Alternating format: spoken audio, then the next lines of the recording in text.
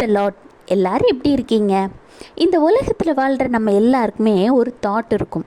பிறர் நமக்கு ஹெல்ப் பண்ணணும், நமக்கு உதவி செய்யணும், அவங்கக்கிட்ட நமக்கு ஒரு நல்ல பெயர் இருக்கணும், நம்ம நெருக்கடியான சூழ்நிலையில் நமக்காக அவங்க வந்து நிற்கணும்னு. கரெக்ட் தானே?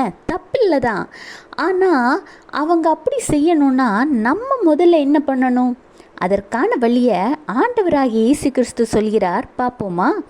மத்தேயு 7:12 ஆதலால் மனுஷர் உங்களுக்கு எவைகளை செய்ய விரும்புகிறீர்களோ அவைகளை நீங்களும் அவர்களுக்கு செய்யுங்கள். இதுவே நியாயப்பிரமாணமும் தீர்க்க தரிசனங்களுமாம். இன்றைக்கு நீங்கள் உங்கள் சூழ்நிலை நிமித்தம் ஒருத்தங்க கிட்டேருந்து ஒரு உதவியை எதிர்பார்க்குறீங்க. அது தவறில்லை.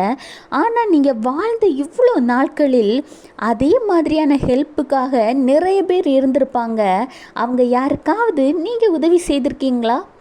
நீங்கள் செய்யாமல் மற்றவங்கிட்ட மட்டும் எதிர்பார்க்குறது தவறு தானே? ஆண்டவராகிய இயேசு கிறிஸ்துவோட வார்த்தைக்கு நம்ம கீழ்ப்படுகிறது மாத்திரம் அல்லாது அதை நம்ம செயல்படுத்தணும். உங்களுக்கு ஒரு நன்மை தேவைன்னா நீங்கள் என்ன செய்யணும்? வருகிற காலங்களில் உங்களால் முடிந்த ஹெல்ப்பை ஏழைகளுக்கு செய்யுங்க. எதிர்பார்ப்பு வேண்டாம். சின்னவங்களோ பெரியவங்களோ கஷ்டப்படுறாங்களோ இல்லையோ, அவங்க ஒரு கஷ்டம் ஒரு சூழ்நிலைன்னு உங்ககிட்ட வரும் பொழுது உங்களால் முடிந்த உதவியை செய்யுங்க. பிஸ்னஸ் ஆகட்டும், ஸ்கூல் ஆகட்டும், காலேஜ் ஆகட்டும், குடும்ப காரியங்கள் ஆகட்டும், உங்களால் முடிந்த ஹெல்ப்பை நீங்கள் செய்யணும்.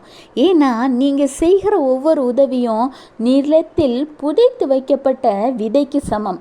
அந்த விதை ஏற்ற காலத்தில் துளிர்விட்டு மரமாகி நீங்கள் கொடுத்த அந்த பலனுக்கான கனியை உங்களுக்கு கொடுக்கும். Have a blessed day. Jesus bless you.